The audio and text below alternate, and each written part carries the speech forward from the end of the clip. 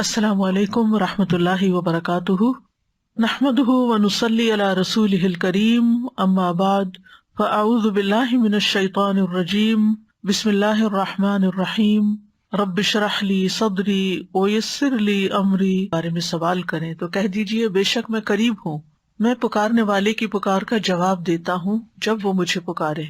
تو ان کو چاہیے کہ وہ میرا حکم مانیں اور مجھ پر ایمان رکھیں تاکہ وہ ہدایت پا جائیں۔ فاستغفروه ثم توبوا إليه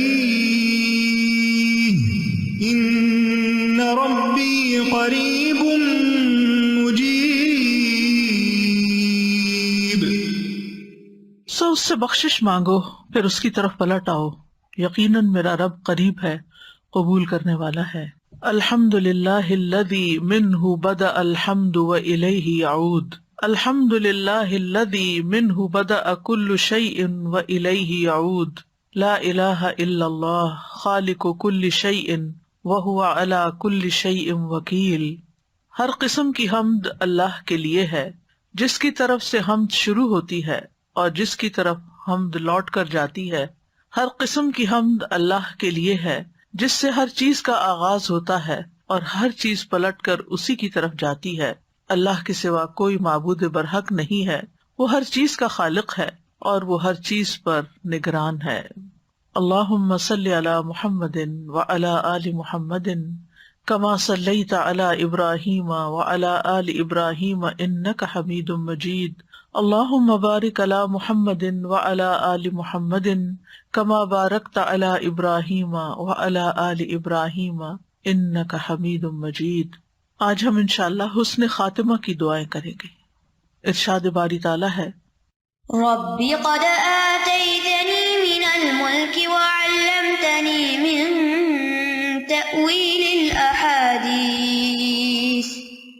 فاطر السماوات والأرض أنت ولي في الدنيا والآخرة توفني مسلما وألحقني بالصالحين۔ یہ بابرکت دعا اللہ کے نبی یوسف علیہ السلام کی ہے۔ جب اللہ سبحانہ تعالیٰ نے یوسف علیہ السلام کو زمین میں مکمل اقتدار عطا کر دیا اور ان کے والدین اور بھائیوں کی ملاقات کے ذریعے سے ان کی آنکھیں ٹھنڈی کر دیں، تو یوسف علیہ السلام نے اللہ تعالیٰ کی نعمت کا اقرار کرتے ہوئے اور اس پر شکر ادا کرتے ہوئے کہا کہ اللہ، جس طرح تو نے دنیا میں مجھ پر اکرام اور انعام فرمایا ہے، اسی طرح آخرت میں بھی مجھ پر انعام و اکرام فرما۔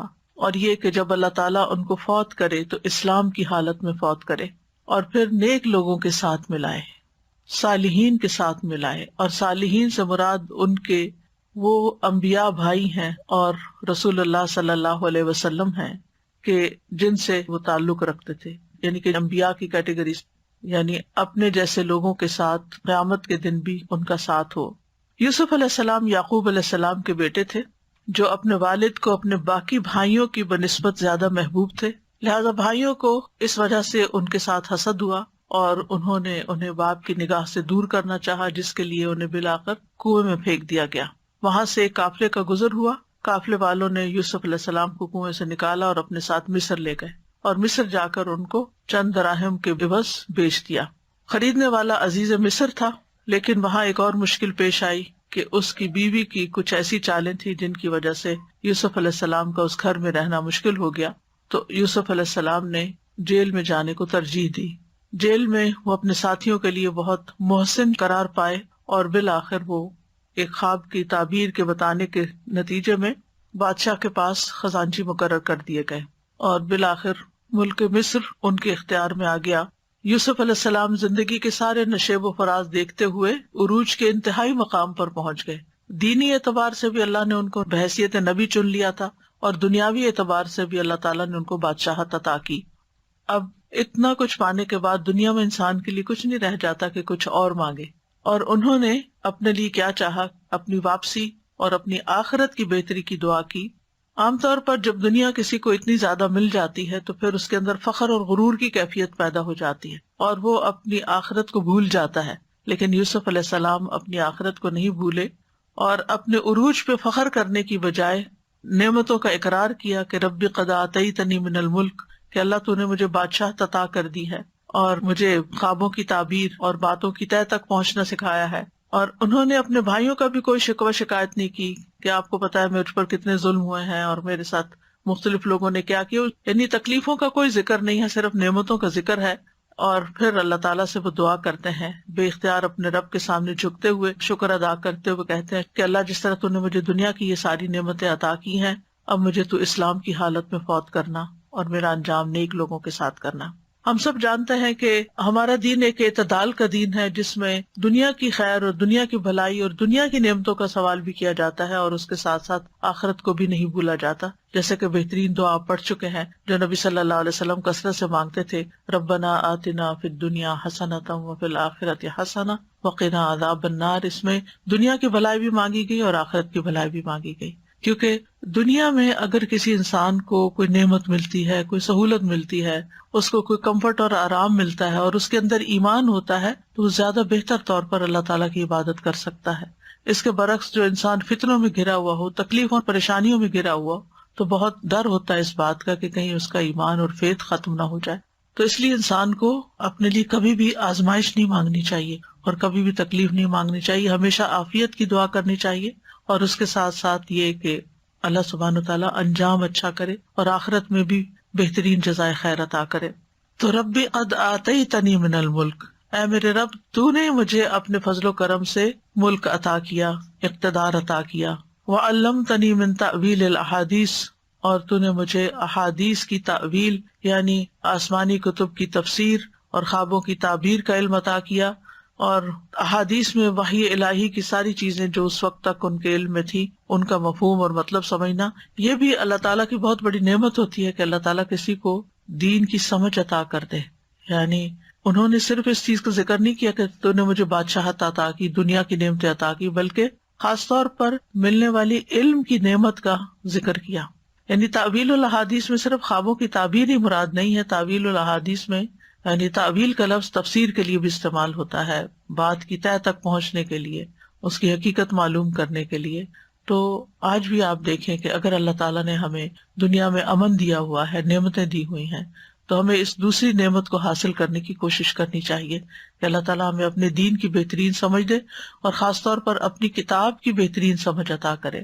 فاطر السماوات والارض، آسمانوں اور زمین کے پیدا کرنے والے، یعنی جس نے ابتدا کی تھی ان کی اور شروع میں اسی نے ان کو بنایا تھا بغیر کسی پچھلے نمونے اور مثال کے.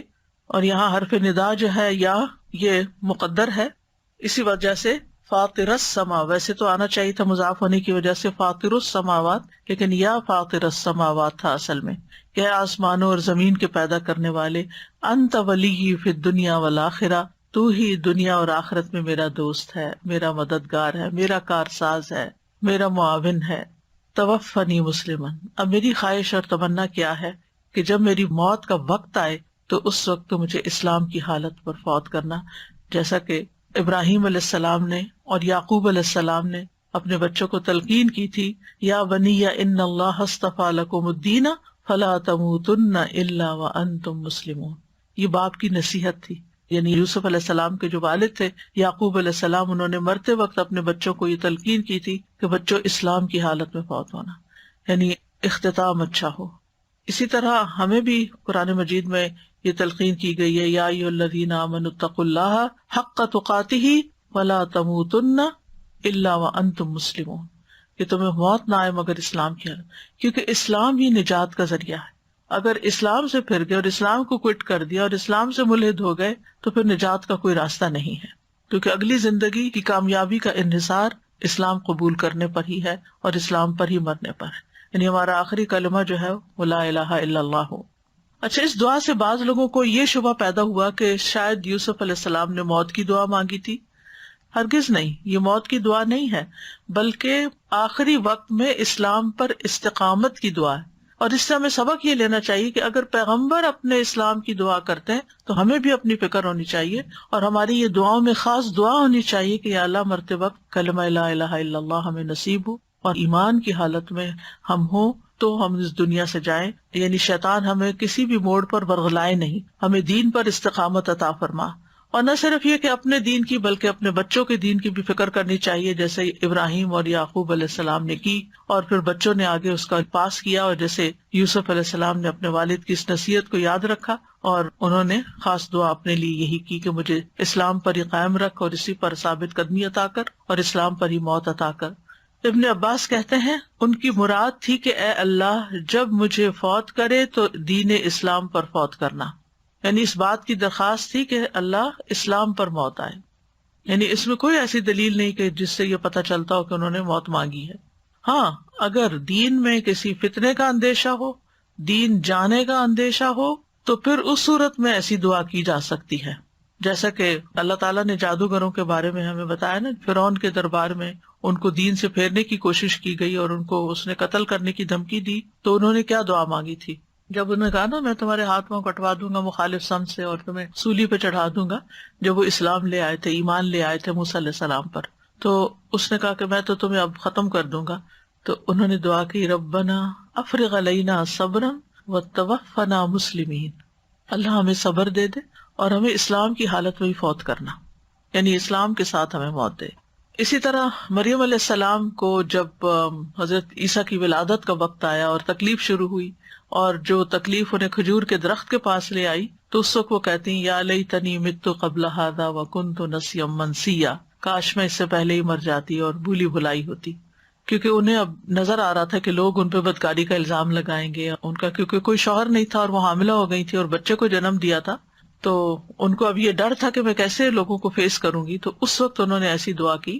اسی طرح حضرت علی رضی اللہ تعالیٰ عنہ کے بارے میں آتا ہے کہ اپنی خلافت کے آخری زمانے میں جب انہوں نے دیکھا کہ معاملات ان سے سنبھل نہیں رہے اور فتنے فساد کی شدت میں اضافہ ہی ہوتا چلا جا رہا ہے، تو انہوں نے کہا اللہم خذنی الیک فقد سئمتہم وسئمونی، اے اللہ مجھے اپنی طرف اٹھا لے، یہ مجھ سے اکتا گئے ہیں اور میں ان سے اکتا گیا ہوں۔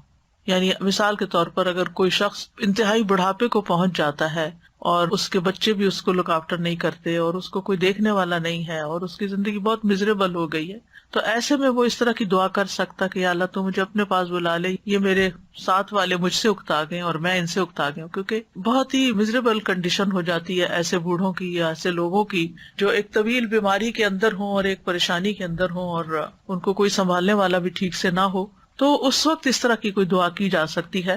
امام بخاری کے اوپر جب آزمائشیں بہت زیادہ ہو گئیں اور امیر خراسان کی طرف سے ان کو جو بہت تکلیف پہنچی، تو انہوں نے کہا تھا کہ اللہم توفنی الیک، اللہ تو اب مجھے اٹھا لے۔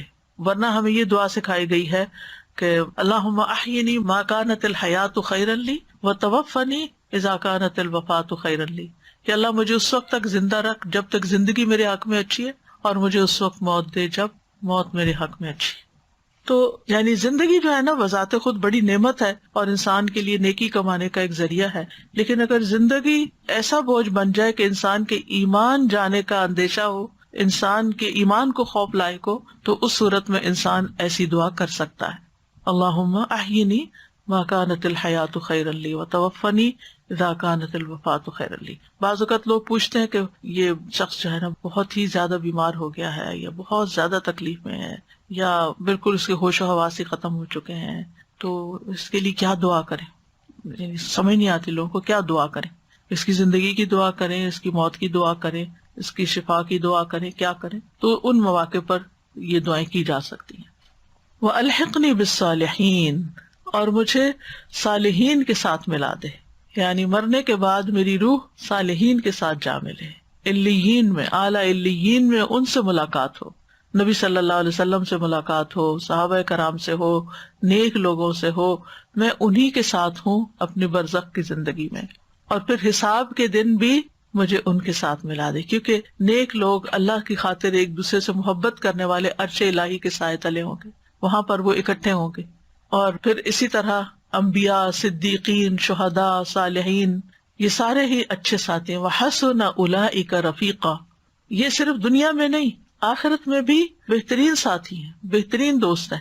تو انسان اگر یہ چاہتا ہے کہ آخرت میں اس کا ساتھ نیک لوگوں کے ساتھ ہو، تو اس کو چاہیے کہ دنیا میں بھی پھر اس بات کی ایفرٹ کرے، اس بات کی کوشش کرے کہ نیک لوگوں کے ساتھ رہے، یعنی کہ وہ توفنا مع الابرار کی دعا بھی ہم کرتے ہیں کہ نیک لوگوں کے ساتھ ہمیں فوت کرنا، کہ جب ہم موت کی حالت میں ہوں یعنی سکرات میں ہوں تو نیک لوگ آس پاس ہوں، کیونکہ آپ دیکھیں اگر نیک لوگ ہوں گے تو کوئی کلمہ پڑھے گا ہمارے لیے، کوئی قرآن پڑھے گا، اور موت کی سختی آسان ہو جائے گی اور ایمان پر انسان جائے گا، کیونکہ جہاں اللہ کا ذکر ہوتا ہے وہاں اطمینان قلب ہوتا ہے، اور اس اطمینان قلب کے ساتھ وہ دنیا سے جائے گا۔ تو اسی کی یعنی انہوں نے دعا کی کہ الحقنی بالصالحین، اور صالحین میں عام صالحین کے ساتھ اعلیٰ درجے کے صالح یعنی انبیاء علیہ السلام بھی ہیں، کیونکہ صالحین کے بھی درجات ہیں۔ جیسے یحییٰ علیہ السلام کے بارے میں اللہ تعالیٰ فرماتے ہیں نا وَسَيِّدًا وَحَصُورًا وَنَبِيًّا مِّنَ الصَّالِحِينَ، یعنی صالحین کوئی عام کیٹیگری ہی نہیں بلکہ صالحین کے بھی درجات ہیں۔ یحییٰ علیہ السلام وہ سردار ہوں گے، اپنے آپ پر بہت ضبط رکھنے والے، سیلف کنٹرول والے نبی ہوں گے اور صالحین میں سے ہوں گے۔ نبی صلی اللہ علیہ وسلم نے مرض الوفات میں نیک لوگوں سے ملنے کی دعا کی تھی۔ حضرت عائشہ کہتی ہیں کہ میں نے رسول اللہ صلی اللہ علیہ وسلم کو یہ فرماتے ہوئے سنا کہ ہر نبی کو اس کی بیماری میں اختیار دیا جاتا ہے، چاہے تو دنیا میں رہے چاہے تو آخرت کو پسند کر لے، چاہے تو دنیا میں رہے چاہے تو آخرت کو پسند کر لے۔ اور مرض الموت میں آپ کو گلے کی سخت تکلیف ہو گئی تھی، تو کہتی کہ میں نے آپ کو فرماتے ہوئے سنا مع الذین انعم اللہ علیہم من النبیین والصدیقین والشہداء والصالحین، ان لوگوں کی رفاقت عطا فرما جن پر اللہ نے انعام کیا، انبیاء، صدیقین، شہداء اور صالحین کی رفاقت۔ تو حضرت عائشہ کہتی ہے جب میں نے یہ سنا آپ کی زبان سے تو میں سمجھ گئی کہ آپ کو بھی اختیار دیا گیا ہے کہ آپ اب دنیا میں رہنا چاہتے ہیں یا جانا چاہتے ہیں اللہ کے پاس۔ تو اس سے یہ پتہ چلتا ہے کہ اچھے خاتمے کی دعا اور صالحین کے ساتھ کی دعا نہ صرف یہ کہ یوسف علیہ السلام نے کی بلکہ اور انبیاء نے بھی کی اور لوگوں نے بھی کی۔ حضرت عائشہ کہتی ہیں کہ انہوں نے رسول اللہ صلی اللہ علیہ وسلم سے سنا آپ اپنی وفات سے قبل اس حال میں تھے کہ آپ میرے سینے کے ساتھ ٹیک لگائے ہوئے تھے، میں نے آپ کی طرف توجہ کی تو آپ فرما رہے تھے اللہم اغفر لی وارحمنی والحقنی بالرفیق۔ تو یہ بھی آخری وقت کی دعاؤں میں سے ہے، یعنی میت کو ہم لا الہ الا اللہ تو پڑھائیں ہی لیکن اس طرح کی دعائیں بھی اس کے ساتھ ساتھ پڑھ سکتے ہیں۔ اللہم اغفر لی وارحمنی والحقنی بالرفیق، اے اللہ میری مغفرت فرما، مجھ پر رحم فرما اور مجھے رفیق اعلیٰ سے ملا دے۔ ایک اور روایت میں آتا ہے کہ نبی صلی اللہ علیہ وسلم یہ دعا بھی فرما رہے تھے الحقنی بالرفیق الاعلیٰ والحقنی بالرفیق الاعلیٰ، مجھے رفیق اعلیٰ سے ملا دے، مجھے رفیق اعلیٰ سے ملا دے، وہی جو حسن اولئک رفیقہ ہیں۔ تو بہرحال یوسف علیہ السلام کی دعا قبول ہو گئی۔ کہا جاتا ہے کہ یعقوب علیہ السلام نے اپنے بیٹوں کو وصیت کی تھی کہ میری میت کو شام لے جا کر میرے آباء و اجداد کے ساتھ دفن کرنا۔ چنانچہ یوسف علیہ السلام خود انہیں دفن کرنے کے لیے شام آئے تھے اور دفن کرنے کے بعد واپس مصر چلے گئے۔ پھر یوسف علیہ السلام نے بھی اپنے لیے یہی دعا کی کہ مجھے نیک لوگوں کے ساتھ ملا دینا، اور وہ بھی یہی چاہتے تھے کہ ان کو وہیں دفن کیا جائے۔ اس کے بارے میں سلسلہ صحیحہ میں ایک روایت آتی ہے، ابو موسیٰ رضی اللہ عنہ بیان کرتے ہیں کہ نبی صلی اللہ علیہ وسلم نے فرمایا جب موسیٰ علیہ السلام بنی اسرائیل کو لے کر مصر سے روانہ ہوئے تو وہ راستہ بھول گئے۔ آپ علیہ السلام نے پوچھا یہ کیا ہوا، یہ کیوں ہو گیا؟ ان کے علماء نے کہا ہم بتاتے ہیں، اور وہ کیا تھا کہ جب یوسف علیہ السلام کی موت کا وقت آیا تو انہوں نے اللہ کا واسطہ دے کر ہم سے یہ وعدہ لیا تھا کہ اس وقت تک مصر سے نہ نکلنا جب تک میری ہڈیاں یہاں سے منتقل نہ کر دو، یعنی مجھے یہاں چھوڑ کے نہیں جانا۔ موسیٰ علیہ السلام نے فرمایا تو پھر ان کی قبر کے بارے میں کون جانتا ہے؟ علماء نے کہا ہمیں تو یوسف کی قبر کا علم نہیں، ہاں بنی اسرائیل کی ایک بوڑھی عورت کو اس کا علم ہو سکتا ہے۔ آپ علیہ السلام نے اس کی طرف پیغام بھیجا اور وہ آ گئی۔ جب موسیٰ علیہ السلام نے کہا کہ یوسف علیہ السلام کی قبر کے بارے میں بتاؤ تو وہ ان کو ایک بحیرہ کی طرف لے گئی، ایک چھوٹا سا پانی کا وہ بحیرہ سا ہوتا نا، وہاں ایک جوہر تھا، اس نے کہا اس کا سارا پانی نکال دو۔ انہوں نے سارا پانی وہاں سے خشک کر دیا، پھر اس نے کہا اب اس کو کھودو، اور جب کھودا تو یوسف علیہ السلام کے جسم کو نکالا گیا، اور کہتے ہیں کہ جو ہی جسم اٹھایا گیا تو وہ راستہ دن کی طرح روشن ہو گیا، یعنی ہر طرف روشنی روشنی ہو گئی اور وہ چلے گئے۔ یعنی انسان کو یہ دعا بھی کرنی چاہیے کہ اس کا آخری وقت ایمان کے اوپر خاتمہ ہو، کلمہ نصیب ہو اور نیک لوگوں کے بیچ میں ہو انسان، اور اس کے ساتھ یہ کہ قبر بھی ایسی جگہ پر ہو کہ جہاں یعنی مسلمانوں کا قبرستان ہو، نیک ترین لوگوں کا قبرستان ہو، کیونکہ امت کے جو صالحین ہیں وہ ہمیشہ ایسی ہی دعائیں مانگتے رہے ہیں۔ خطیب بغدادی کے بارے میں آپ نے سنا ہوگا کہ انہوں نے جب زمزم پیا تو 3 دعائیں مانگی تھی، ان میں سے ایک دعا یہ تھی کہ مجھے بشر الحافی کے ساتھ دفن ہونے کا موقع ملے، اور ان کی یہ دعا بھی قبول ہوئی۔ بشر الحافی ایک بہت بڑے عابد اور زاہد انسان تھے کہ جہاں ان کی قبر ہے اس کے ساتھ زندگی میں بھی نیک لوگوں کا پڑوس اور ساتھ ہو، اور مرنے کے بعد بھی نیک لوگوں کا ساتھ ہو، چاہے قبر میں ہو، برزخ میں ہو، روح جہاں ہے، اور حشر کے دن بھی ہو، اور پھر جنتوں میں بھی نیک لوگوں کا ساتھ ہو۔ یہ دعائیں کون مانگ سکتا ہے؟ اور یہ دعائیں کس کی دعاؤں کی لسٹ میں ہو سکتی ہیں، یا کس کو ان دعاؤں سے محبت ہو سکتی ہے؟ جسے واقعی نیکی سے محبت ہو اور نیک لوگوں سے محبت ہو، وہ دنیا میں بھی نیک لوگوں کے ساتھ رہنا چاہتا اور آخرت میں بھی۔ یعنی ہر انسان کا جہاں دل ہوتا ہے نا، وہیں پر وہ پہنچتا ہے، وہی اس کا گھر ہوتا ہے۔ یعنی جہاں انسان کا دل اٹکا ہوا ہوتا ہے وہاں انسان بار بار لوٹتا ہے، بار بار پلٹتا ہے۔ اللہ کے گھر سے جب محبت ہوتی ہے، خانہ کعبہ سے، تو آپ دیکھیں کہ اپنا وقت، مال، جان، ہر چیز لگا کے انسان بار بار وہاں جاتا ہے، اور اگر نہیں جا پاتا تو جانے کی تمنا اس کو ہمیشہ رہتی، یعنی کبھی بھی وہ یہ نہیں چاہے گا کہ نہیں اب بہت حج کر لیے ہیں یا بہت عمرے کر لیے ہیں تو اب کیا فائدہ جانے کا، عقل سے نہیں سوچتا، محبت سے ہی سوچتا ہے۔ تو اسی طرح جسے نیک لوگوں سے محبت ہوتی ہے اس انسان کا دل انہی کے ساتھ جڑا ہوا ہوتا ہے، چاہے فاصلہ کتنا بھی ہو، اور پھر انہی کے ساتھ رہنے کی دعا بھی کرتا ہے، اگر دنیا میں نہیں تو آخرت میں۔ اور نبی صلی اللہ علیہ وسلم نے صحابہ کو جب یہ بتایا تھا تو وہ بہت زیادہ خوش ہو گئے تھے کہ المرء مع من احب، انسان اسی کے ساتھ ہوگا جس کے ساتھ وہ محبت کرتا ہے، کیونکہ وہ سب محمد صلی اللہ علیہ وسلم سے محبت کرتے تھے۔ اس آیت سے جو باتیں ہمیں پتہ چلتی ہیں ان میں سب سے پہلی بات تو یہ ہے کہ انسان کو ہمیشہ اللہ تعالیٰ کے احسانات یاد رکھنے چاہیے، حالات کیسے بھی ہوں۔ یعنی یہ بات پلے سے باندھ لینی چاہیے ہمیں، حالات کتنے بھی تنگ ہوں، کوئی سخت سے سخت بیماری ہو، کوئی فائنینشیل کرائسس ہو، کسی بھی طرح کی تکلیف ہو، انسان ہمیشہ اللہ کی نعمتوں کو یاد کرے اور ان کا ذکر کرے۔ فَأَمَّا بِنِعْمَةِ رَبِّكَ فَحَدِّثْ، نعمتوں کا تذکرہ کرتا رہے۔ آپ دیکھیں آپ کا غم دور ہو جائے گا۔ آپ جب ڈپریسڈ ہوں، آپ جب تکلیف میں ہوں، تو آپ بول کے کہیں اللہ تو نے مجھے یہ بھی دیا، مجھے یہ بھی دیا، مجھے یہ بھی دیا، یعنی بول بول کے نعمتوں کو یاد کریں، آپ کے دل کی کیفیت ہی بدل جائے گی، آپ روتے روتے ہنس پڑیں گے۔ کیونکہ جب ہم خوشی میں تکلیف کو یاد کرتے ہیں تو ہم ہنستے ہنستے رو پڑتے ہیں۔ آپ نے دیکھا ہوگا کہ آپ اچھے بھلے ہوتے ہیں، اگر آپ کو کسی کی کوئی بات یاد آ جاتی، کسی کا دیا ہوا کوئی دکھ یاد آ جاتا ہے تو آپ بیٹھے بیٹھے رو پڑتے ہیں، اور اگر آپ تکلیف میں نعمتیں یاد کریں تو آپ ہنس دیں گے، خوش ہو جائیں گے۔ تو اس لیے بہت ضروری ہے کہ انسان ہر پل اللہ کے احسانات کو یاد کرے، اور دوستوں کے ساتھ بھی، گھر والوں کے ساتھ بھی ان کا تذکرہ کرتا ہے۔ لیکن ہم اس کے بالکل الٹ کرتے ہیں، ہم ہر وقت دل میں بھی تکلیفوں کو یاد کرتے ہیں اور دوست احباب سے بھی تکلیفوں کا ہی ذکر کرتے رہتے ہیں۔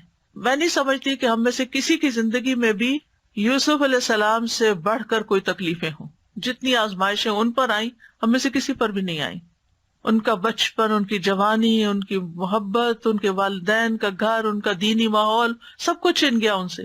بالکل ایلینز کے زبان بھی اور ہے اور ملک بھی اور ہے اور لوگ بھی اور طرح کے ہیں، اور کہیں دین نہیں، اسلام نہیں، ایمان نہیں، کچھ بھی نہیں۔ یعنی جو چیزیں انسان کو پرورش دیتی ہیں، نرچر کرتی ہیں اسپرچولی اور فزیکلی، وہ دونوں ہی چیزیں چلی گئی ان سے۔ یعنی والدین کی محبت بھی چلی گئی اور دین کی نعمت بھی، یعنی دینی ماحول بھی چلا گیا، اور ہر طرف دنیا ہی دنیا تھی۔ مصر بہت ترقی یافتہ ملکوں میں سے تھا اس وقت، لیکن پھر بھی خوش ہیں، جیل خانے میں جا کر بھی محسن ہیں۔ تو وجہ کیا ہے کہ بہت سارے لوگ ہر حال میں خوش رہنا جانتے ہیں، کیونکہ وہ نعمتوں پر نظر رکھتے ہیں، تکلیفوں پر نہیں۔ دوسری چیز یہ ہے کہ انسان جتنے بھی اونچے مرتبے پر پہنچ جائے اپنی آخرت کو نہ بھولے۔ موت انسان کو بے بس کر دینے والی ہے۔ کوئی انسان جو نعمتیں پا کر غرور اور تکبر کا شکار ہوتا ہے وہ یہ یاد رکھے کہ ایک موت کا جھونکا جو ہے نا اس کو مٹی میں ملا دے گا، تو غرور کی کوئی گنجائش نہیں ہے۔ پھر اسی طرح دعا مانگتے ہوئے اللہ تعالیٰ کے اسماء و صفات کا ذکر کرنا چاہیے۔ فاطر السماوات والارض انت ولی فی الدنیا والآخرہ۔ اور پھر اللہ تعالیٰ سے ملاقات اور اللہ کے نیک بندوں سے ملاقات کا شوق ہونا چاہیے، اور کسی تکلیف یا بیزاری کی وجہ سے موت کی دعا نہیں کرنی چاہیے۔ نبی صلی اللہ علیہ وسلم نے فرمایا تم میں سے کوئی بھی اترنے والی تکلیف کی وجہ سے موت کی آرزو نہ کرے الا یہ کہ اس کے دین یا ایمان کو خطرہ ہو۔ جہاں یہ دیکھے کہ اگر میرے اوپر تکلیف آزمائش اتنی آ گئی ہے کہ مجھے اپنے ایمان کا خطرہ ہے، تو انسان توفنی مسلمن، یا اللہ مجھے اسلام کی حالت میں فوت کر لے۔ اسی طرح ابراہیم علیہ السلام کی دعا بھی ہے، رب هب لي حكما وألحقني بالصالحين۔ واجعل لي لسان صدق في الآخرين واجعلني من ورثة جنة النعيم۔ اے میرے رب مجھے حکمت عطا کر اور مجھے نیک لوگوں کے ساتھ ملا دے، اور بعد والوں میں میرے لیے سچی ناموری بنا دے، اور مجھے نعمت بھری جنت کے وارثوں میں سے بنا دے۔ یہ ابراہیم علیہ السلام کی دعا ہے۔ ابراہیم علیہ السلام نے اپنی قوم کے سامنے رب تعالیٰ کا تعارف ان الفاظ میں بیان کیا تھا، الذی خلقنی فہو یہدینی والذی هو یطعمنی ویسقینی واذا مرضت فہو یشفینی والذی یمیتنی ثم یحیینی والذی اطمع ان یغفر لی خطیئتی یوم الدین۔ تو ابراہیم علیہ السلام نے جب اپنے رب کی تعریف ان الفاظ میں کر لی کہ رب کون ہے، اس کی حمد و ثنا اور بے پایہ نعمتوں کا ذکر کر لیا، تو پھر انہوں نے آخر میں دعا کی، یعنی رب کا تعارف اور تعریف کرنے کے بعد دعا کی، کیا میرے رب تو نے مجھے علم اور فہم میں کمال عطا کیا ہے، جنت میں مجھے نیک لوگوں کا ساتھی بنا، اور دوسروں کے لیے مجھے خیر کا نمونہ بنا، اور آئندہ آنے والی نسلوں میں میرا ذکر خیر باقی رکھ۔ تو ربی حب لی حکمن، سب سے پہلے ربی اللہ تعالیٰ کے اسم رب کے ساتھ وسیلہ پکڑا، حب لی حکمن مجھے حکم عطا فرما، یعنی اپنے احکام کی معرفت عطا فرما، ایسا علم عطا فرما کہ جس سے مجھے تیری منشا اور مراد کا پتہ چلے، حلال حرام کا پتہ چلے، ایسا علم اور حکمت دے کہ جس سے میں لوگوں کے درمیان بہترین فیصلے کر سکوں۔ وَأَلْحِقْنِي بِالصَّالِحِينَ، اور ان کی بھی بعین ہی وہی دعا ہے کہ مجھے صالحین کے ساتھ ملا دے، نیک لوگوں کے ساتھ ملا دے، جیسا کہ نبی صلی اللہ علیہ وسلم نے اپنی دعا میں کہا تھا اللہم فی الرفیق الاعلی، اور آپ صلی اللہ علیہ وسلم کی دعاؤں میں سے یہ دعا بھی تھی اللہم توفنا مسلمین واحینا مسلمین والحقنا بالصالحین غیر خزایا ولا مفتونین۔ یہ صحیح الادب المفرد کی دعا ہے، اے اللہ ہمیں مسلمان ہی رکھ کر فوت کرنا، یعنی اسلام کی حالت میں فوت ہوں، مسلمان ہی بنا کر زندہ رکھ، اور ہمیں صالحین سے ملا دے، اس حال میں کہ نہ ہماری رسوائی ہو اور نہ ہی ہم فتنے میں پڑیں، یعنی دنیا میں نہ رسوا ہو اور نہ فتنے میں پڑیں۔ تو بہرحال بندے کو کوشش بھی کرنی چاہیے کہ وہ دنیا میں نیک لوگوں کا ساتھی بنے، کیونکہ نیک لوگوں کو اللہ تعالیٰ کی رحمت اور سلامتی گھیر لیتی ہے، اور آخرت میں بھی انسان کے درجات ان کی وجہ سے کچھ یوں بلند ہوتے ہیں کہ نیک لوگوں کو دیکھ دیکھ کے انسان کے اندر نیکی کا شوق پیدا ہوتا رہتا ہے، وہ دیکھتا ہے کہ یہ کوئی اچھا کام کرے وہ بھی کرنے لگتے ہیں، چاہے اوریجنلی آئیڈیا ان کے اپنے اندر نہ بھی ہو لیکن دیکھ کے خیال آ جاتا ہے، وہ صدقہ کر رہے ہیں آپ بھی کرنے لگتے ہیں، وہ نماز پڑھ رہے ہیں اچھی سے تو آپ بھی اچھی نماز شروع کر دیتے ہیں، ان کی مجلسوں میں غیبت نہیں ہوتی، وہ دوسروں کی برائیاں نہیں کر کے خوش ہوتے، کیونکہ یہ ایک بہت بڑی مصیبت ہے نا کہ آپ کسی کے ساتھ تھوڑی دیر بھی بیٹھتے ہیں وہ کسی نہ کسی کی برائی شروع کر دیتے ہیں، تو آپ کا دل کس قدر تکلیف میں آ جاتا ہے۔ تو جب نیک لوگ ہوں گے تو وہ دوسروں کے عیبوں پہ پردہ ڈالیں گے، نہ کہ ان کی برائیاں کھول کھول کے آپ کے سامنے رکھیں گے۔ تو دنیا میں جنت سے کم نہیں نیک لوگوں کا ساتھ، کہ جہاں نہ لغو ہوتا ہے، نہ فضول باتیں ہوتی ہیں، نہ غیبت، نہ تانے، نہ کسی کے اوپر ہنسنا، نہ ہی کسی کا مذاق اڑانا، نہ ہی جھوٹی باتیں کرنا، نہ ہی مبالغہ آرائیاں کرنا، یعنی ایسے لوگوں کا ساتھ جو ہے وہ دنیا میں بھی جنت سے کم نہیں۔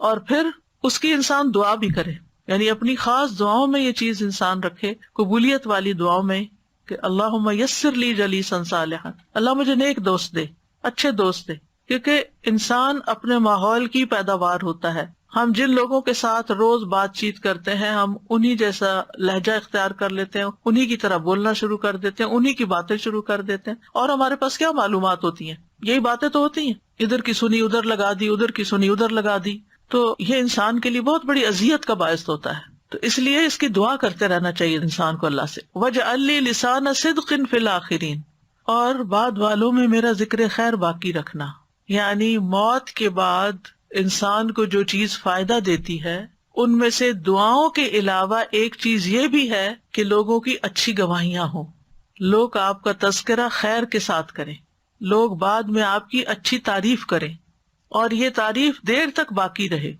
اگر آپ چند محدود لوگوں کو فائدہ پہنچانے والے ہیں، انہی کو خیر پہنچاتے ہیں، تو صرف وہی آپ کی اچھی تعریف کریں۔ اگر آپ زیادہ اپنی خیر کو پھیلا دیتے ہیں، اس سے زیادہ پھیلا دیتے جیسے ابراہیم علیہ السلام نے کیا تھا، تو اتنی ہی زیادہ پھر آپ کے بعد ایک خیر آپ کے نام پر باقی رہ جاتی ہے۔ پہلے زمانے میں یا ریسنٹلی بھی آپ دیکھیں کہ لوگ بعض اوقات کنواں کھدوا کے اس پہ پلیٹ لگوا دیتے ہیں تاکہ اس بندے کا نام پڑھ کر لوگ دعا کر لیں، مرحوم کے لیے دعا کیجیے. وہ کتاب چھپوا کے اس پہ اسٹیکر لگا دیتے ہیں کہ یہ کتاب جس کی طرف سے صدقہ جاری ہے اس کے لیے دعا کریں، یا پھر کوئی وقف بنا کے یا پھر وقف کی کوئی عمارت کھڑی کر کے اس کے اوپر پلیٹ لگا دیتے ہیں. لیکن یہ چیزیں عارضی ہوتی ہے کیونکہ ان کے ساتھ کسی کا قلبی کنیکشن نہیں ہوتا. لیکن اگر آپ جنونلی اخلاص کے ساتھ دوسروں کی بھلائی کا کام کرتے ہیں تو دوسروں کے دلوں کے اندر تک وہ محبت اتر جاتی ہے، کیونکہ وہ اللہ کے لیے آپ کر رہے تھے، اللہ ان کے دلوں میں ڈالتا ہے. اور جب آپ اللہ کے لیے کوئی کام نہیں کرتے تو پھر وقتی باتیں اور خوشامد ہوتی ہے اور بات ختم ہو جاتی ہے. تو بہرحال انہوں نے اپنے لیے یہ دعا کی کہ میرے بعد میری اچھی تعریف ہو، یعنی میرے بعد میرے بارے میں اچھی گواہی ہو. کیونکہ جب کوئی فوت ہو جاتا ہے تو لوگ اس کے بارے میں جو باتیں کرتے ہیں کہ وہ ایسا تھا اور ایسا تھا، اس نے فلاں موقع پر یہ اچھا کیا، میرے ساتھ فلاں بھلائی کی، وہ فرشتے اس پر آمین کہتے ہیں. وہ اعمال نامہ اپنا تو بند ہو جاتا ہے، وہ نیکیاں اس کی لکھی جانا شروع ہو، یعنی وہ ملٹی پلائی ہونا شروع ہو جاتی ہیں. تو اللہ سبحانہ تعالیٰ نے ان کی یہ دعا قبول کی. اور آپ دیکھیں کہ اس وقت دنیا میں جتنے بھی الہامی مذاہب ہیں، یہودی ہوں، عیسائی ہوں، مسلمان ہوں، سب ابراہیم علیہ السلام کو اپنا پیشوا مانتے ہیں اور ان کا ذکر خیر کرتے ہیں. اور مسلمان تو ہر نماز میں ان کے لیے دعا کرتے ہیں. کبھی آپ نے سوچا کہ اتنے سارے پیغمبر گزرے ہیں، ان سب کو چھوڑ کر صرف ابراہیم علیہ السلام کا ذکر ہی نماز میں کیوں آتا ہے؟ اکثر لوگ یہ سوال بھی کرتے ہیں کہ درود میں یہ کیوں آتا ہے کہ اللہم صلی علی محمد وعلی آل محمد کما صلیت علی ابراہیم وعلی آل ابراہیم. تو یہ اسی دعا کا نتیجہ ہے کہ ان کا ذکر خیر باقی رہا، اور بلینز آف مسلمز کی نمازوں میں، یعنی جب تک آپ کو معلوم ہے کہ درود شریف نہ پڑھا جائے نماز نہیں ہوتی، درود شریف پڑھنا لازم ہوتا ہے. اور ہر درود پڑھنے والا ابراہیم علیہ السلام کے لیے دعا کر رہا ہوتا ہے کہ اللہ ان پر اپنی رحمت فرما. تو کتنی نیکی ان کے لیے اکٹھی ہو گئی ہوگی. ابراہیم علیہ السلام کی دعاؤں کو میں دیکھتی ہوں تو مجھے بڑی حیرت ہوتی ہے کہ وہ انتہا درجے کے انٹیلیجنٹ انسان تھے اور بہت زبردست ویژنری تھے کہ انہوں نے وہ چیزیں مانگی کہ جو ایک عام انسان نہیں مانگتا. قربانی بھی اسی بڑی سطح کی دی، اللہ تعالیٰ کی بھی پہچان کی، یعنی وہ اپنے ماحول سے کنڈیشن نہیں ہوئے بلکہ انڈیپینڈنٹ تھنکنگ والے تھے، سنی سنائی باتوں پر نہیں چلنے والے تھے بلکہ اپنی عقل سے سوچنے والے تھے. اور کس طرح انہوں نے پوری قوم سے ہٹ کر ایک الگ راہ اختیار کی اور توحید پر جم گئے اور اس کے لیے قربانی کی اور اس کے لیے اللہ کا گھر بنایا. اور گھر بنا کے جو دعائیں کی وہاں، سبحان اللہ، وہ دعائیں بھی اگر ساری اس ٹائٹل کے تحت ایک دفعہ پڑھی جائے نا کہ ابراہیم علیہ السلام کی دعائیں، ان سب کو الگ سے اسٹڈی کیا جائے تو انسان کا دل خوش ہو جاتا ہے اور انسان سوچتا ہے کہ کس طرح اپنے لیے، اپنی ذکر خیر کے لیے، پھر نیک لوگوں کے ساتھ کے لیے، اور پھر نبی صلی اللہ علیہ وسلم کی دعا جو انہوں نے کی تھی کہ اللہ تعالیٰ ان میں ایک ایسا شخص بھیج جو ان کو کتاب سکھائے، جو ان کو حکمت سکھائے. ہم مسلمان ہوتے ہوئے، قرآن پڑھتے ہوئے ہمیں نہیں پتا کہ ہمیں کتاب اور حکمت کی تعلیم حاصل کرنی چاہیے، اور انہوں نے ہزاروں سال پہلے ایسی امت کے لیے دعا کی تھی کہ جو یہ تعلیم حاصل کرے، اور ایسے نبی کی دعا کی تھی جو آئے اور ان کو سکھائے. تو کہاں ہم اور کہاں وہ، ان کی سوچ کیا اور ہماری کیا. تو ذکر خیر تو انہی کا باقی رہا ہے. تو نیک عمل جو ہوتا ہے انسان کا، اور نیکی کی سچی خواہش اور طلب جو ہوتی ہے، تڑپ جو ہوتی ہے کہ یا اللہ مجھے نیکی کی توفیق دے اور نیک لوگوں کا ساتھ دے، تو پھر اسی کے ذریعے نیکی کے کاموں میں ناموری ملتی ہے. ورنہ ناموری اور شہرت تو دنیا میں بے شمار لوگوں کو ملی ہے. کیا جو فلم ایکٹرز ہوتے ہیں یا سوشل میڈیا کے سیلیبریٹیز ہیں، کیا ان کی شہرت نہیں ہے؟ ایک ایک جو ان کے کوئی ایپیسوڈ آتا ہے تو ملینز ان کے ویوز ہوتے ہیں. کیا وہ مشہور نہیں ہے؟ لیکن کس چیز میں مشہور ہے؟ اور مرنے کے بعد یہ مشہوری کیا فائدہ دے گی؟ اور بعد میں تاریخ میں نام کس چیز سے یاد رکھا جائے گا؟ اور کون ان کے لیے دعائیں کرے گا؟ کیا کمایا؟ اتنی شہرت پا کے بھی حاصل کیا؟ کچھ حاصل نہیں. ایک وقتی خوشی ہے نا، اور وہ بھی صرف اس فگر کو دیکھ دیکھ کے خوش ہو رہے ہیں. باقی اندر کی زندگی اور ان کی ذاتی زندگی کے جو مسائل ہیں وہ تو اللہ ہی بہتر جانتا ہے. تو نیک عمل جو ہے وہ اچھی ناموری کا ذریعہ بنتا ہے. نیک عمل دکھاوے کے لیے نہیں کرنا چاہیے، لیکن یہ یاد رکھیں کہ جب انسان نیکی کرتا، چاہے کتنی بھی چھپ کے نیکی کرے، اس کی ایک خوشبو ہوتی ہے، وہ کسی نہ کسی طرح ادھر ادھر نکل جاتی ہے، وہ پھیل جاتی ہے. اس کے اثرات ہوتے ہیں، اپنی نسلوں پہ اس کے اثرات ہوتے ہیں، اس ماحول کے اندر اثرات ہوتے ہیں، مرنے کے بعد اس کے اثرات سامنے آتے ہیں. کہا جاتا ہے کہ کچھ لوگ فوت ہو گئے ہیں لیکن وہ لوگوں میں زندہ ہیں، یعنی دلوں میں زندہ ہیں، اپنے اچھے ذکر کی وجہ سے، اپنی خوشبودار سیرت کی وجہ سے. امام مالک رحمت اللہ علیہ کہتے ہیں وَجَعَلْ لِي لِسَانَ صِدْقٍ فِي الْآخِرِينَ کی جو آیت ہے، اس میں کوئی حرج نہیں کہ انسان اس بات کو پسند کرے کہ اس کے نیک ہونے پر اس کی تعریف کی جائے اور اس کو نیک لوگوں کے عمل کی حالت میں دیکھا جائے، بشرطے کہ اس کا ارادہ اللہ کی رضا کا حصول ہو. یعنی اگر انسان اپنے لیے یہ رکھتا ہے کہ میری بدنامی نہ ہو برے کسی کام کی وجہ سے، بلکہ نیک نامی اور نیک کام کی وجہ سے، تاکہ پھر دوسرے لوگوں کو بھی شوق آئے نیک بننے کا اور اچھے کام کرنے کا، اور نیت اگر اس کی اللہ کو راضی کرنا تو اس میں حرج نہیں ہے، یہ دکھاوا نہیں ہے، وہ پریٹینڈ نہیں کر رہا، وہ ایکٹنگ نہیں کر رہا. پھر کہتے ہیں وَجْعَلْنِي مِن وَرَثَةِ جَنَّةِ النَّعِيمِ، اور مجھے جنت النعیم کے وارثوں میں سے بنا دے.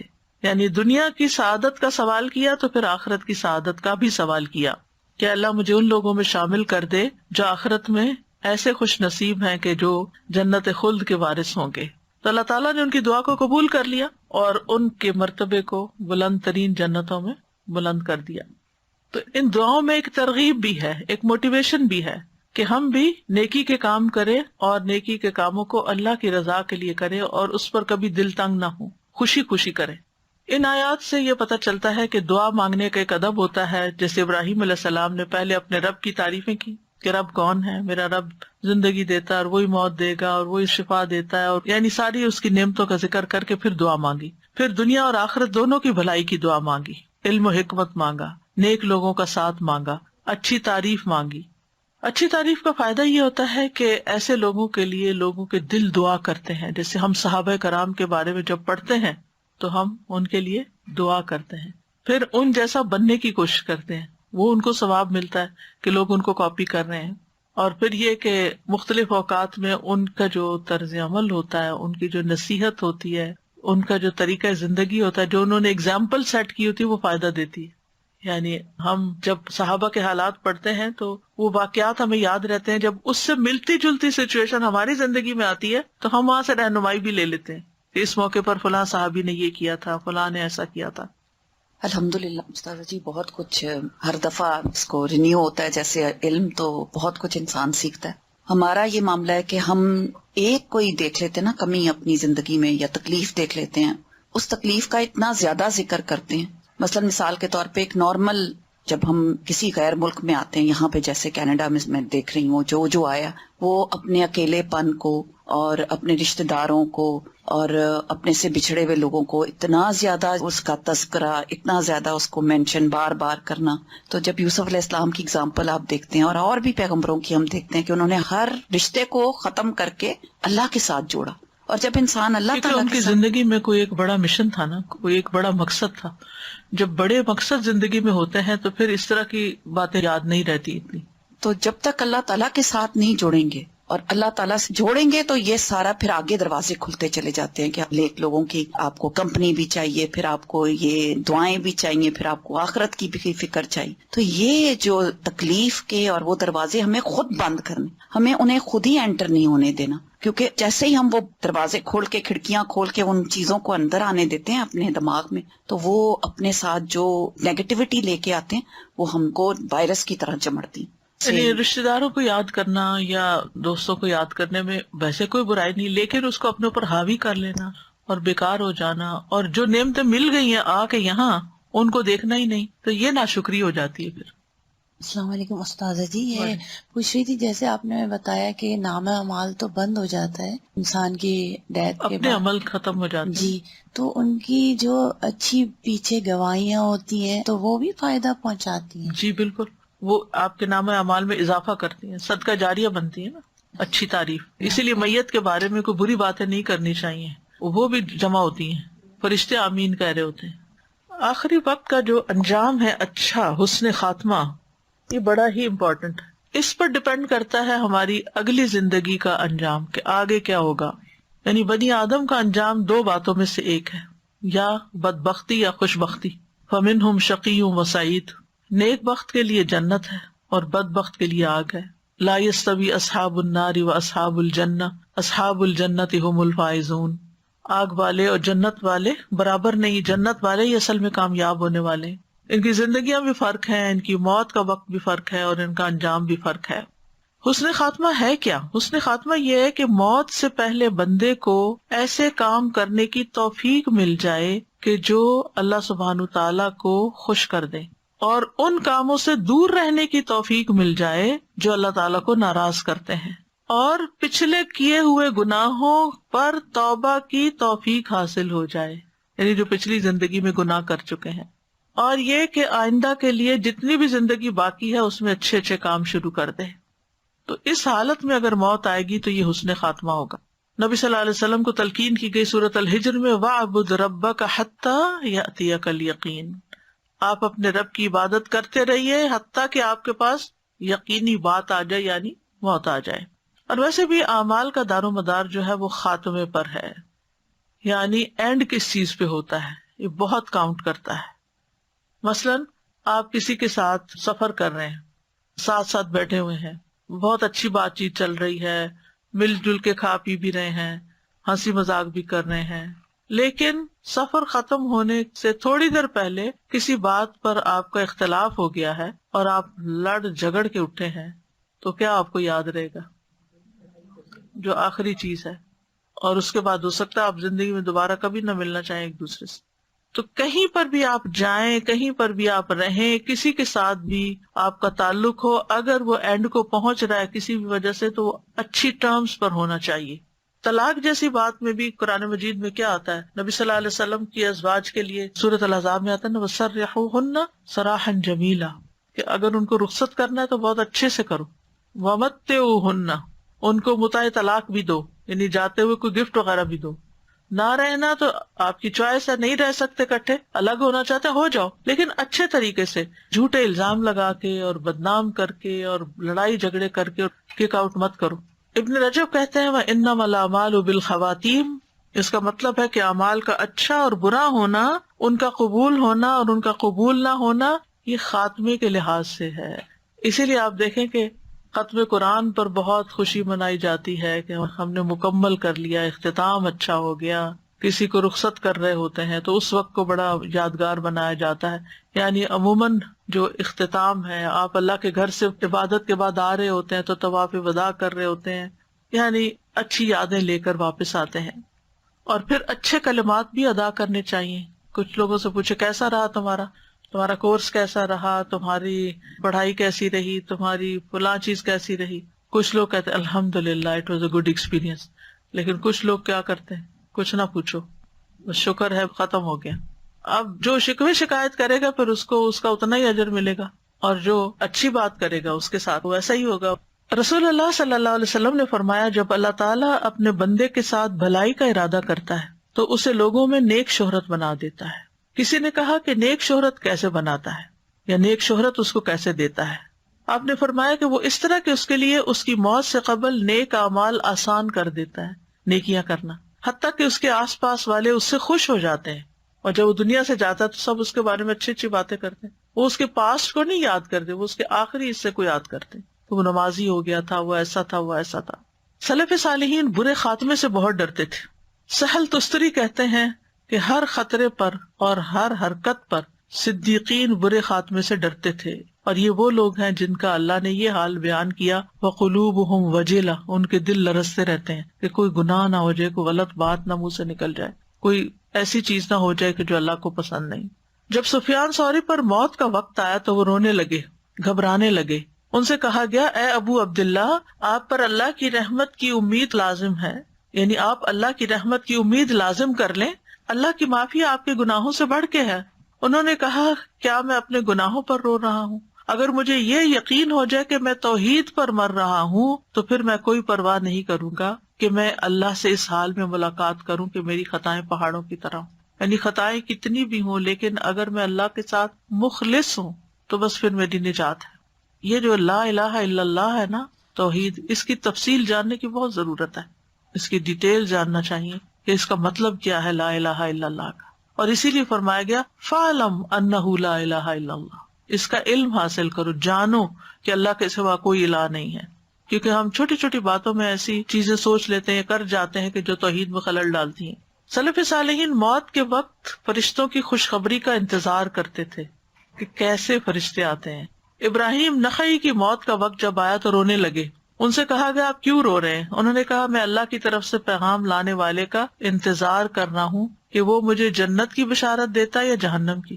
یعنی اب موت کا وقت تو قریب ہے، فرشتہ تو آنے ہی والا ہے، پتہ نہیں آ کے مجھے کیا خبر دیتا ہے. جب ابن منقدر کی موت کا وقت آیا تو رونے لگے. ان سے پوچھا گیا آپ کیوں رو رہے ہیں؟ انہوں نے کہا اللہ کی قسم میں کسی گناہ کو جان کر نہیں رو رہا, مجھے ڈر ہے کہیں میں نے کسی ایسی چیز کا ارتکاب نہ کیا ہو جسے میں ہلکا سمجھتا ہوں اور اللہ کے یہاں وہ بہت بڑی ہو. یعنی مجھے ان چیزوں کا ڈر لگ رہا ہے, کیونکہ بہت سے کام ایسے ہوتے ہیں نا, وہ کہتے ہیں یہ تو معمولی سی غلطی, اس سے کیا فرق پڑتا, لیکن اللہ تعالیٰ کو سخت ناپسند ہوتے. رشتے نہیں ہوتے نا لوگوں کے, تو اس میں کسی نے پوسٹ کی ایک پوسٹ, اس میں کہف نام اور ایک اور قنطیر نام, اس طرح نام تھا, اس آیت بنائی ہوئی ہے چھوٹی سی, اللہم انی اسألک, کوئی واسطہ تلاش کرنے کے لیے. تو کسی نے مجھے بھیجا کہ یہ صحیح چیز ہے. جب میں نے اس کی ریسرچ کی تو وہ اصحاب کہف کے کتے کا نام لے کر اس کی پناہ مانگنا تھا, اور لوگ پڑھ رہے ہیں اس کو, اور کہا گیا کہ 1000 دفعہ پڑھو روز رشتے ہونے کے لیے. جہالت کی انتہا. ہمیں پتہ نہیں ہے کہ ہم کیا پڑھ رہے ہیں. اور جنہوں نے بھیجا ان کو خود اپنی بیٹی کے لیے رشتہ وہ ڈھونڈ رہی, تو وہ کہنے لگی کہ میرا دل نے ایک دم کھٹکا کہ یہ کوئی چیز صحیح نہیں ہے. دیکھیں نا, بعض اوقات ہم اپنا وقت پاس کرنے کے لیے کبھی کچھ دیکھنے لگتے ہیں, کبھی کچھ دیکھنے لگتے ہیں, کہتے ہیں سو واٹ, یہ تو ایسے ہی تھوڑا سا بس تھا, کیا فرق پڑتا ہے. لیکن کبھی ہم نے سوچا کہ یہ اس وقت جو کچھ کر رہے ہیں یہ اللہ کو بھی پسند ہے کہ ہم اپنی قیمتی زندگی کو اس میں ضائع کریں. بات کرتے ہوئے ہم سوچتے ہیں, وہ کہتے ہیں نا ایک چھوٹی سی بات ہوتی ہے وہ انسان کو جہنم کی گہرائیوں میں لے جاتی ہے. تو یعنی ہمیشہ ڈرتے رہنا چاہیے اور سوچ سمجھ کے زندگی بسر کرنی چاہیے. حسن خاتمہ کے اسباب میں سب سے پہلا تو ہے توحید اپنانا. فمن کان یرجو لقاء ربہ فلیعمل عملا صالحا ولا یشرک بعبادۃ ربہ احدا. تو جو کوئی اپنے رب سے ملاقات کی امید رکھتا ہے اسے چاہیے کہ نیک عمل کرے اور اپنے رب کی عبادت میں کسی ایک کو بھی شریک نہ کرے, اور پھر کلمہ توحید پر ثابت قدم بھی رہے, اسی پر ساری زندگی بسر کرے. یثبت اللہ الذین آمنوا بالقول الثابت فی الحیاۃ الدنیا وفی الآخرہ. اللہ ان لوگوں کو جو ایمان لائے پختہ بات کے ساتھ خوب قائم رکھتا ہے دنیا میں بھی اور آخرت میں بھی, یعنی لا الہ الا اللہ پر. پھر اللہ کا تقوی اختیار کرنا, ومن یتق اللہ یجعل لہ مخرجا. اور اس کا مطلب کیا ہوتا ہے کہ اللہ کے ڈر سے حرام اور شک شبے والی باتیں بھی چھوڑ دینا. پھر اللہ اور اس کے رسول کی اطاعت, ومن یطع اللہ والرسول فاولئک مع الذین انعم اللہ علیہم من النبیین والصدیقین والشہداء والصالحین وحسن اولئک رفیقا. تو یہ کس کے لیے انجام ہے, خوشخبری ہے جو اللہ اور اس کے رسول کی اطاعت کرے. پھر اپنے فرائض سے غافل نہ ہونا. رجال لا تلہیہم تجارۃ ولا بیع عن ذکر اللہ واقام الصلاۃ وایتاء الزکاۃ یخافون یوما تتقلب فیہ القلوب والابصار. وہ لوگ جنہیں اللہ کے ذکر سے اور نماز قائم کرنے اور زکوٰۃ دینے سے نہ کوئی تجارت غافل کرتی ہے نہ کوئی خرید و فروخت. وہ نماز کے ٹائم پہ شاپنگ کرنے نہیں نکل جاتے, وہ اس دن سے ڈرتے ہیں جس میں دل اور آنکھیں الٹ جائیں گی. پھر اسی طرح روایت میں آتا ہے ایک شخص نبی صلی اللہ علیہ وسلم کی خدمت میں حاضر ہوا اور عرض کیا, میں گواہی دیتا ہوں کہ اللہ کے سوا کوئی معبود نہیں اور آپ اللہ کے رسول ہیں, اور میں 5 نمازیں پڑھتا ہوں, رمضان کے روزے رکھتا ہوں اور اس کا قیام بھی کرتا ہوں یعنی تراویح وغیرہ, اور زکوٰۃ بھی دیتا ہوں. تو رسول اللہ صلی اللہ علیہ وسلم نے فرمایا جو شخص ان اعمال پر فوت ہوا وہ صدیقین اور شہداء میں سے, یعنی اس نے اپنے فرائض پورے کر لیے ہیں صحیح طریقے پر. پھر دین پر استقامت اختیار کرنا. ان الذین قالوا ربنا اللہ ثم استقاموا تتنزل علیہم الملائکۃ الا تخافوا ولا تحزنوا. جن لوگوں نے کہا اللہ ہمارا رب ہے پھر اسی پہ جمے رہے, موت بھی اسی حالت میں آئی, تو پھر جو فرشتے ان پہ آتے ہیں وہ کیا کہتے ہیں, نہ ڈرو نہ غم کرو اور جنت کے ساتھ خوش ہو جاؤ جس کا تم وعدہ دیے جاتے تھے, ہم تمہاری دوست ہیں دنیا کی زندگی میں بھی اور آخرت میں بھی. جب موت کے وقت پتہ چل ہی جاتا ہے کہ آپ کو جنت کی بشارت دی جاتی ہے, یہ ہر انسان کے لیے ہے, ہر انسان کے لیے. تو پھر ہمارے جو نامہ اعمال ہیں تو وہ پھر ہمیں مطلب دکھائے جائیں گے اور پھر دوبارہ سے. ہاں یہ تو صرف ایک خوشخبری ہے نا, جیسے مثلا آپ کو کہا کہ جی آپ کی امیگریشن ہو گئی تو ایک نیوز آپ کو مل گئی, ٹھیک ہے, پھر اس کے بعد جب آپ یہاں آئے تو آپ کو یہ ساری فیسلٹیز ملی, ٹھیک ہے نا, اور پھر آپ کے پیپرز چیک بھی ہوتے رہے راستے میں. پھر قرآن مجید سے تعلق مضبوط کرنا, یہ انسان کو دین پر ثابت قدمی عطا کرتا ہے. قل نزلہ روح القدس من ربک بالحق لیثبت الذین آمنوا وہدی وبشریٰ للمسلمین. کہہ دیجئے اسے روح القدس نے تیرے رب کی طرف سے حق کے ساتھ تھوڑا تھوڑا کر کے نازل کیا ہے تاکہ ان لوگوں کو ثابت قدم رکھے جو ایمان لائے, اور فرمانبرداروں کے لیے ہدایت اور خوشخبری. تو اگر قرآن مجید سے تعلق نہیں رہتا تو انسان دنیا کی طرف جھک جاتا ہے اور ثابت قدمی نہیں رہتی. انسان بہت کچھ غلط چیزوں پہ کمپرومائز کرنے لگتا ہے. برائی اس درجے کی بری نہیں لگتی پھر، اور بعض اوقات انسان خود بھی اس میں ملوث ہو جاتا ہے. پھر علم کے راستے پر لگے رہنا. من سلک طریقا یطلب فیہ علما سلک اللہ بہ طریقا من طرق الجنہ. جو شخص کسی راستے میں حصول علم کی خاطر چلے، یعنی علم حاصل کرنے کے لیے گھر سے نکلے، اللہ اسے جنت کی راہوں میں سے ایک راہ پہ چلائے گا. پھر نیک لوگوں کی مجلس کو لازم کر لینا. وَاصْبِرْ نَفْسَكَ مَعَ الَّذِينَ يَدْعُونَ رَبَّهُمْ بِالْغَدَاةِ وَالْعَشِيِّ يُرِيدُونَ وَجْهَهُ وَلَا تَعْدُ عَيْنَاكَ عَنْهُمْ تُرِيدُ زِينَةَ الْحَيَاةِ الدُّنْيَا. اور آپ اپنے آپ کو ان لوگوں کے ساتھ روکے رکھو جو اپنے رب کو پچھلے اور پہلے پہر پکارتے ہیں، اس کا چہرہ چاہتے ہیں، اور تمہاری آنکھیں ان سے آگے نہ بڑھیں. تم دنیا کی زندگی کی زینت چاہتے ہو، یعنی دنیا کی رونقوں کی خاطر ایسے لوگوں کو بھول جاتے ہو جو اللہ کا ذکر کرنے والے ہیں اور اللہ کو یاد رکھتے ہیں. پھر تکبر اور فساد سے بچنا، یہ اچھے خاتمے کے لیے بڑا ضروری ہے. تلک الدار الآخرۃ نجعلها للذین لا یریدون علوا فی الارض ولا فسادا والعاقبۃ للمتقین.